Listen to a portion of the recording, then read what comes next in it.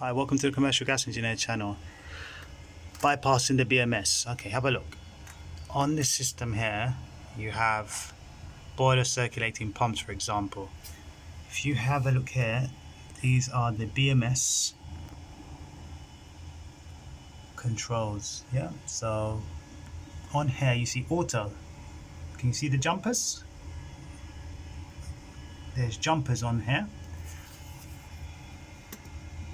Do you see that? That's a jumper. Yeah, that's a jumper. So at the moment, this jumper here is saying off on auto. On auto, that would be for the BMS. On, that's just constantly on. So at the moment, it is on auto.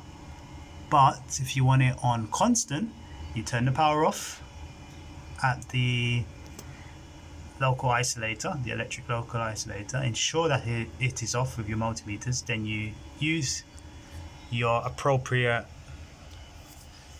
pliers, long nose pliers that are able to handle or try to cope with 1000 volts, yeah, without it melting in your hand. And you take off the jumper and then you put it on. So that's how you can bypass the BMS, by moving the jumpers. Not every BMS is the same, but you will find this setup in many places, and hopefully it's labeled like this, and then you have a look and then you can bypass the BMS if need be. Alright, hope that has helped you. Until next time, bye bye bye.